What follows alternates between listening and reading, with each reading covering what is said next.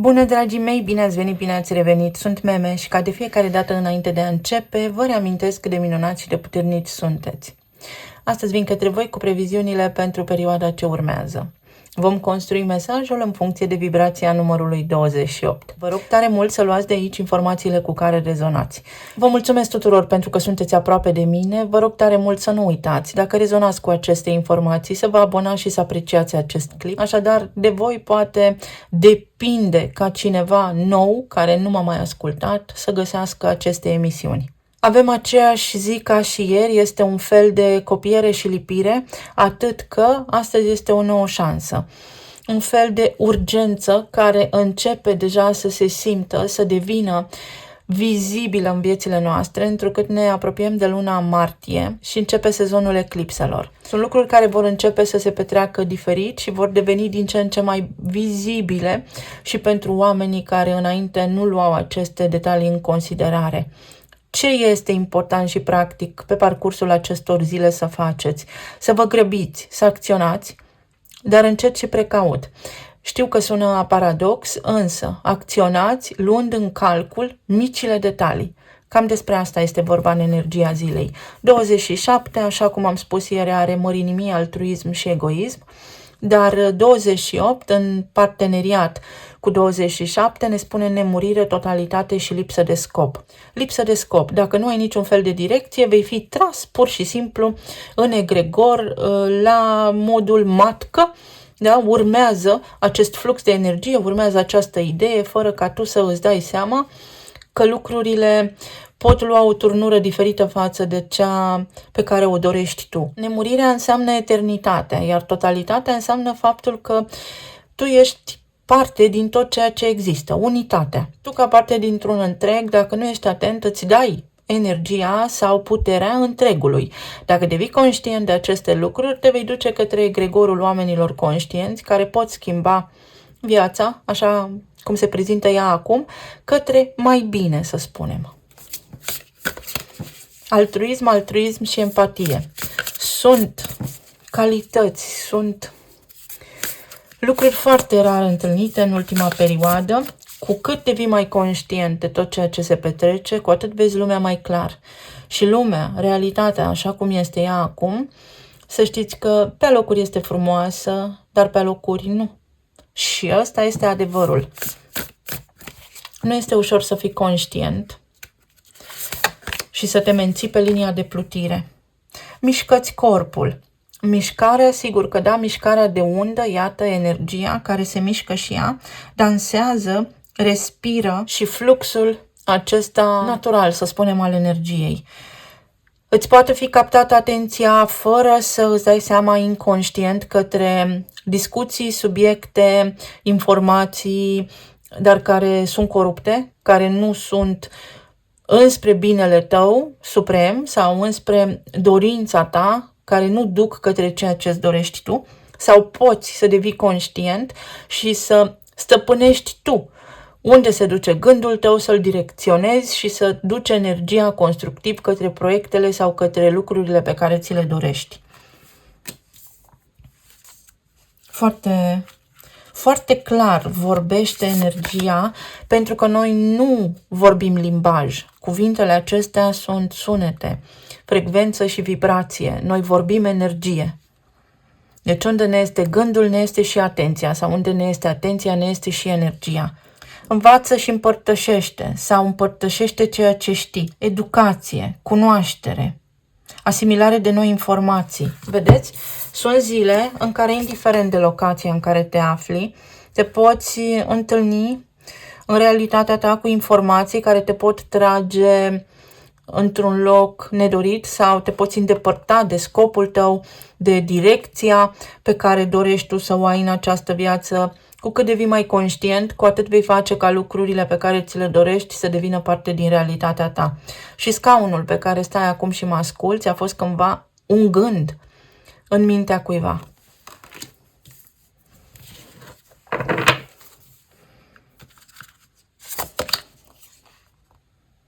Bucură-te și distrează-te. Bucuria, râsul, distracția, toate aceste lucruri te poziționează pe o vibrație înaltă și te duc către optimism. Îți dau sens. Când ești bucuros, sigur că îți ies și în cale oameni mai bucuroși, oameni care îți pot fi de ajutor, oameni cu care să-ți împărtășești gândurile, cu care să te asemeni, să spunem, în gândire, în simțire. Energie optimistă. O vibrație bună. Fii conștient de tine astăzi, de ceea ce simți, de ceea ce auzi, de ceea ce se întâmplă în jurul tău, pentru a putea naviga ușor prin aceste, să spunem, frecvențe care sunt de tot felul. Poate fi și ideea că mergi la o petrecere, poate fi și ideea că mergi la un curs, poate fi și ideea că trebuie să înveți ceva nou pentru a-ți debloca provocările din această viață. Am văzut steaua. Am spus un sens al urgenței, pentru că eclipsele declanșează fated events, adică evenimente care țin de soarta noastră, dar așa cum am menționat acum ceva timp, soarta ești de fapt soarele tău, tu ești cel care își face singur soarta. Relații, plan material și emoțional.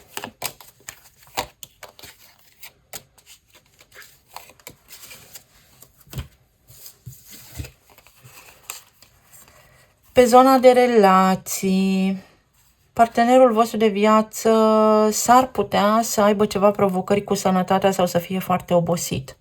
Pe de altă parte, unul dintre voi sau partenerii voștri de viață, astăzi s-ar putea să fiți copleșiți de grijile voastre zilnice sau să aveți o distragere care, uite, că vă duce către pierdere de energie vitală, să simțiți că nu vă ies anumite lucruri. Energia vă spune că trebuie să vă echilibrați. Practic nu trebuie să faceți nimic.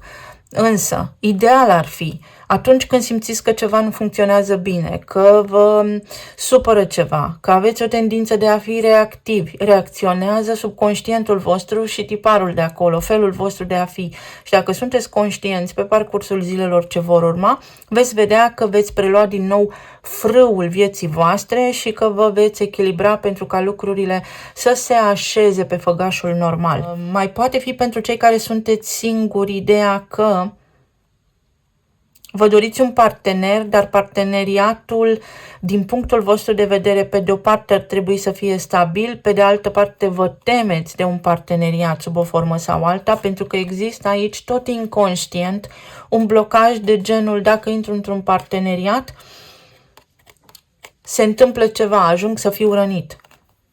Alții dintre voi veți avea experiență să treceți peste niște provocări, să treceți mai departe de grijile zilnice și veți găsi în voi această capacitate de a face haz de necaz. Are sens ce vă spun, de la agonie la extaz, de la întuneric la lumină. Cam așa este ziua și încercați pe cât se poate de mult să nu vă enervați, să nu vă grăbiți, pentru că puteți scăpa din vedere detalii foarte importante. Pot fi niște facturi, pot fi niște plăți, pot fi niște chestiuni pe planul financiar care să vă surprindă, dar pe care uite că le puteți rezolva. Pentru alții dintre voi pot fi provocări de genul unul dintre părinții voștri, cu precădere mama sau soacra, să aibă ceva provocări de sănătate sau să fie acolo o undă de disconfort, niște discuții, dar care și acelea se calmează până la urmă pentru că fac parte dintr-un fel de obișnuință. Se pot schimba niște lucruri și se pot schimba în bine. Mai apoi, energia feminină aici simte că este copleșită. Probabil dumneavoastră, doamnelor, vă simțiți copleșite de câte lucruri aveți de făcut și puteți cere ajutorul partenerilor voștri de viață, chiar dacă aceștia în mod normal nu obișnuiesc să facă anumite lucruri, să aibă anumite atribuții în viața voastră de familie sau de cuplu. De data aceasta o pot face. Puteți cere, măcar cu titlu de excepție, ajutorul partenerului de viață pentru că îl veți primi.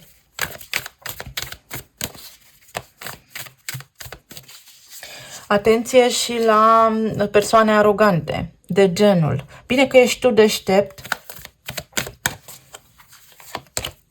9 de cupe. Pot fi niște lucruri care te scot din zona de confort, te întârzie. nu îți ies așa cum vrei tu sau în primă fază îți provoacă o reacție nervoasă, dar lucruri pe care reușești să le stabilizezi și să le echilibrezi. Este un 9 de cupe aici, ceva ce îți dorești se poate echilibra. Este vorba și despre corespondență, despre principiul corespondenței aici. Dacă ceva nu-ți merge bine în această viață, este pentru că acel lucru sau acel om nu este potrivit pentru tine. Și poate te ajută această conștientizare. În alta preoteasă, îți lipsește ceva și ceea ce îți lipsește ție poate deveni al tău. Te poți alinia cu obiectivul tău, să spun așa. 4 de monede. Îți lipsește stabilitatea sau există aici niște provocări pe parte financiară, în sensul că voi vă doriți să faceți niște lucruri, dar apar interferențe în planurile voastre în zilele ce vor urma. Veți putea evita această stare de neliniște. Pentru alții dintre voi sunt emoții, o mică teamă de necunoscut, poate o întâlnire, o invitație în oraș, dacă acum ați cunoscut o anumită persoană, pentru că nu știți cum va fi, lăsați-vă purtați și veți vedea ulterior, nu vă îngrijorați pentru că este prematur și pierdere de timp.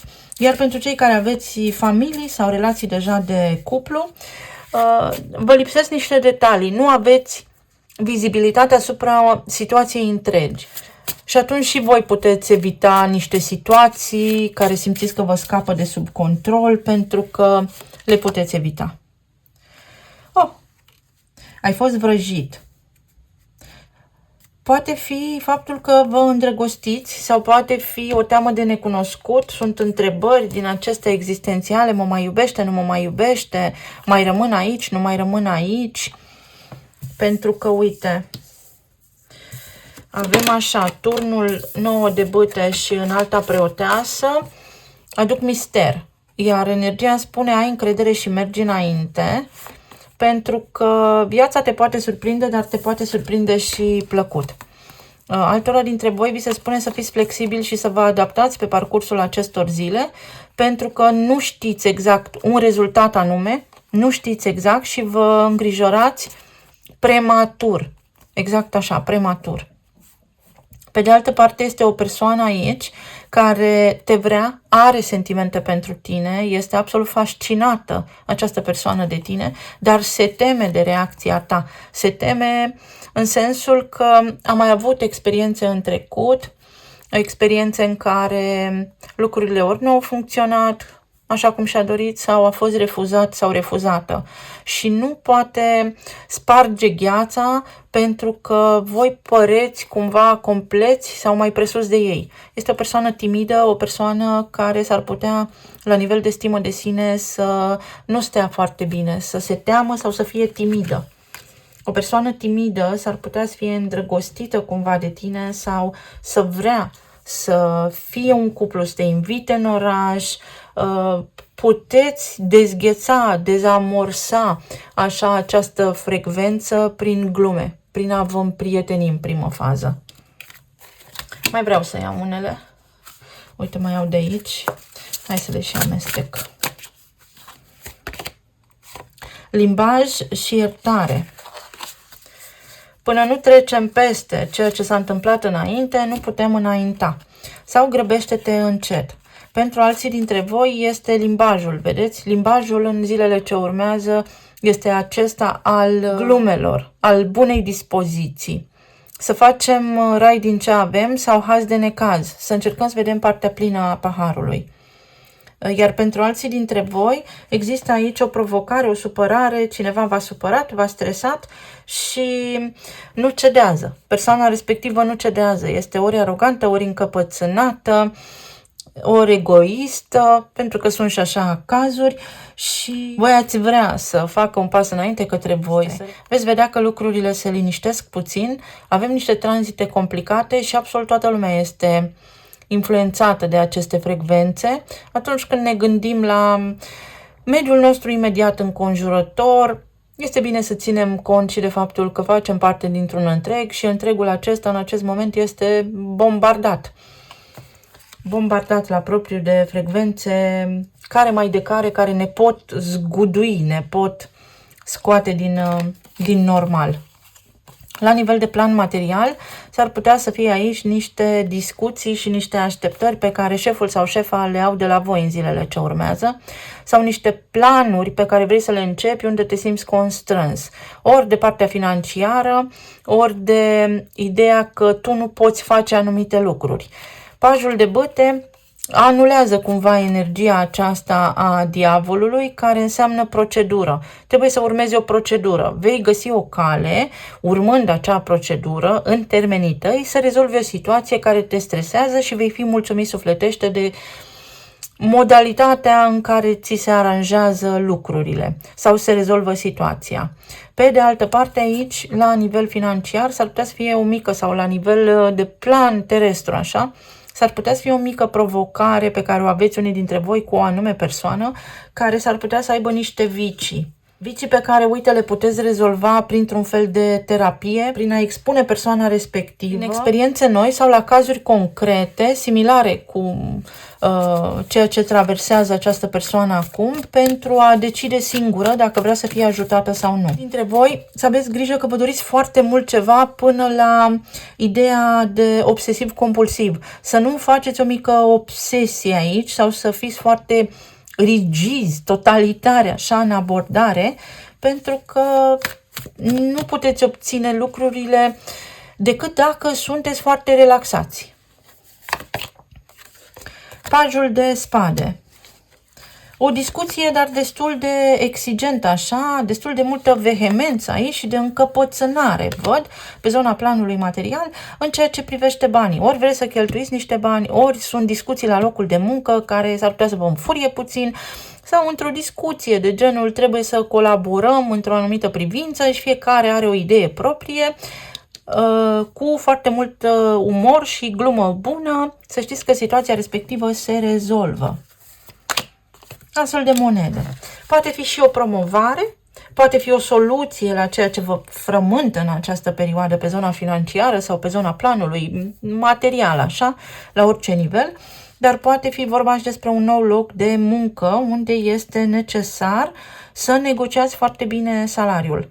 Mai poate fi vorba și despre faptul că unii dintre voi vreți acum să începeți ceva anume. Să știți că m-am uitat pe tranzite până prin mai-iunie, așa, și luna martie este una în care să ședem blând, pentru că se întâmplă multe lucruri și vor fi întârzieri. Dacă ar fi să luăm așa în calcul tranzitele, începuturile ar putea apărea din mai încolo. Poate vă ajută această informație. La nivel emoțional, ce tristețe!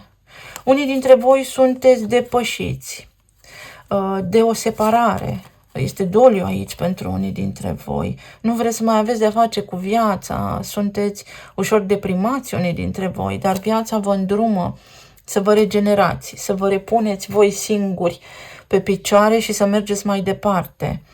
Pentru alții dintre voi poate fi o împăcare, o evitare a unei separări sau poate fi ceva de genul nimic din ceea ce îmi doresc nu am. Sunt foarte multe explicații în spate pentru care nu am astăzi timp, dar vă pot lăsa așa pe scurt ideea de bază. Vrei ceva? Aici e o frecvență. Ca să primești ceea ce îți dorești, pentru că tu nu stai pe frecvența aceasta a dorinței tale în permanență, trebuie să ieși de acolo și să te muți pe frecvența acțiunii către ceea ce îți dorești. Pentru că oamenii în general vor ceva, rămân pe frecvența aceea, dar nu se poziționează și la nivel de acțiune. Și atunci de aici, de la vreau, rămâi cu vrutul. Adică vreau asta și să spunem că energia ți întoarce la loc în buclă, vrei asta, dar nu se întâmplă nimic. Pe scurt așa, iar voi puteți cerceta, vă puteți documenta.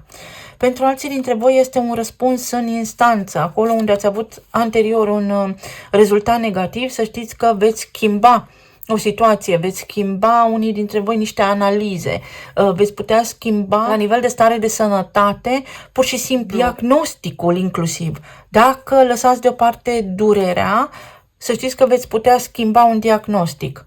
Ce înseamnă asta? Aud de la medicul meu de familie sau de la medicul curant la care merg un diagnostic. Nu-l iau în seamă.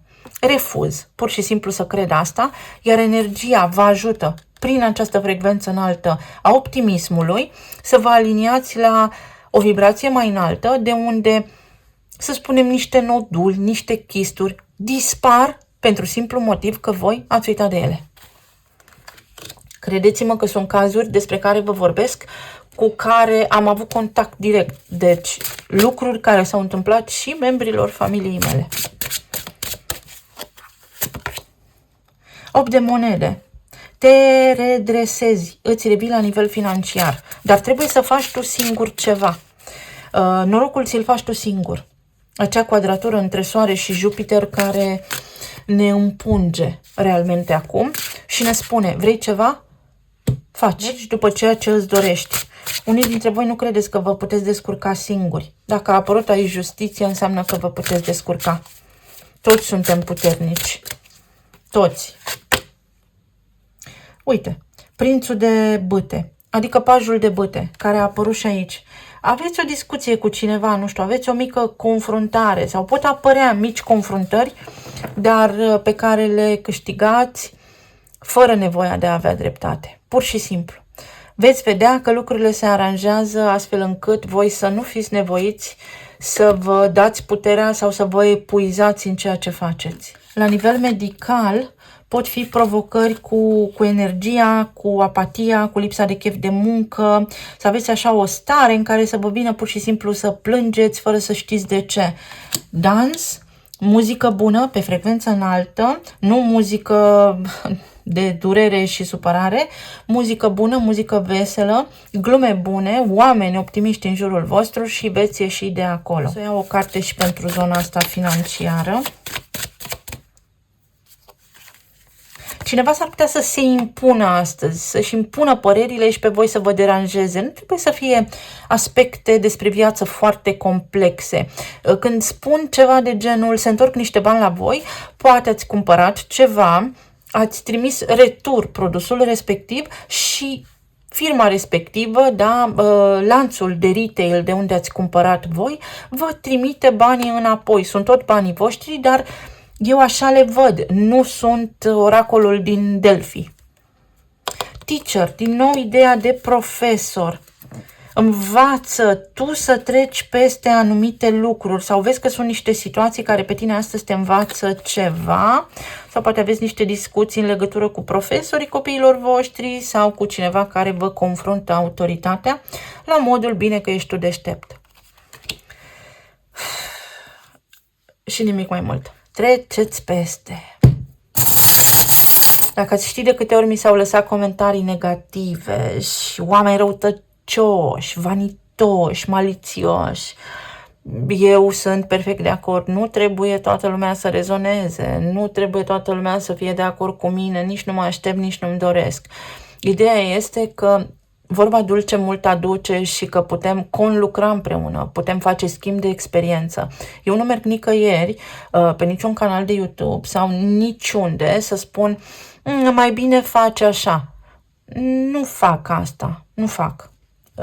Nu mă aștept ca toți oamenii să fie ca și mine, ci pur și simplu este diferență de frecvență. La un moment dat mi-a scris cineva, dar viața ta cum este? Viața mea este stabilă, viața mea este, la mine lucrurile se întâmplă și împărtășesc experiențe din viața mea, mă vindec în fiecare zi, devin pe zi ce trece mai conștientă și mai conștientă de mecanismul acesta pe care toți îl experimentăm și viața mea este stabilă.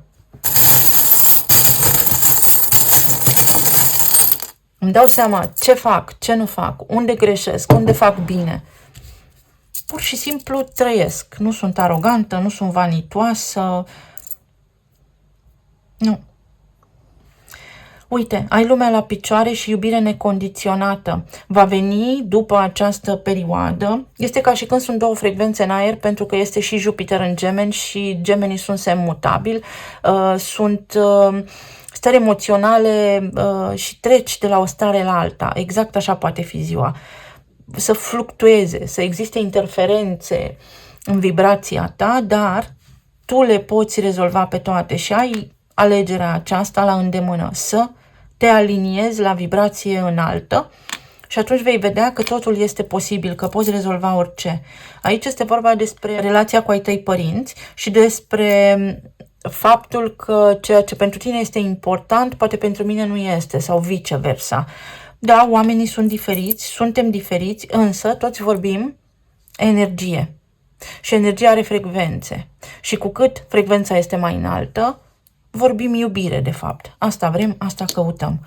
Deci, dacă răspundem ochi pentru ochi și dinte pentru dinte, asta vom primi. Ai putere, eu aleg puterea și soarele. Puterea să fiu lumina, puterea să fiu bun.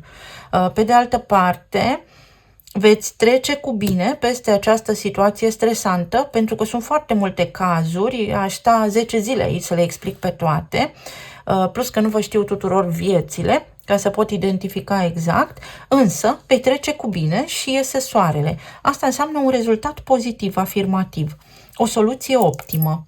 Uite, dragostea este în aer, este incertitudine aici când vine vorba despre un proiect sau despre o persoană sau despre ceva ce ai de făcut. Vei vedea că aceste două eprubete se aliniază și vor deveni tenere. Vei vedea că intri în rezonanță cu ceea ce îți dorești. Eremitul, Fecioara, atenție la detalii doar. Fii atent dacă cineva îți spune ceva și la faptele acelui om, analizează bine. Fii un fin psiholog pentru că vei vedea cum rezolvi niște lucruri. Uite, la nivel financiar, niște vești bune. Și niște bani care se pot întoarce la tine, dar este vorba și despre niște bani pe care îi poți face tu suplimentar în perioada ce urmează. O pisicuță care toarce, o pisicuță care știe. Pisicile când torc, pornesc motorul, adică vibrația, se curăță energia. Situația se schimbă și se schimbă către ceva bun.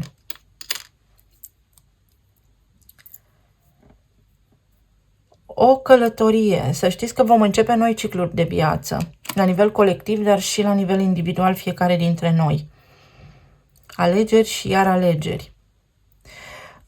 Măsoară-ți cuvintele sau fii atent la ce spui și la ceea ce gândești în perioada ce urmează, pentru că este foarte important. De ce? Ne apropiem de eclipse. Eclipsele au efect pe termen de 6 luni, ba chiar un an de zile. Doar că nu vorbim doar despre eclipsă. În timpul eclipsei există o poză astrală, adică sunt și alte influențe planetare acolo care la rândul lor creează noi teme de viață.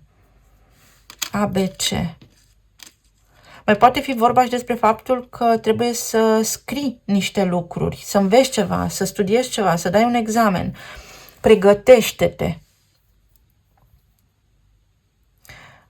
Un cavaler, un eveniment rapid care se întâmplă. Rapid, ți se schimbă starea, rapid afli un rezultat bun, rapid rezolvi ceva astăzi. Ieși din buclă. Pur și simplu vei vedea că vei găsi o altă cale sau trebuie să ocolești ceva și așa este bine, îți este ție potrivit acum. Pe de altă parte, soluția pentru tine în perioada ce urmează va veni natural. Pur și simplu natural. Dacă aștepți niște scuze de la cineva, persoana asta o va face când vine momentul, o va face natural. Mulțumesc tare mult, să aveți o zi minunată, vă îmbrățișez pe toți cu drag și să ne reauzim cu bine data viitoare. Pa, pa!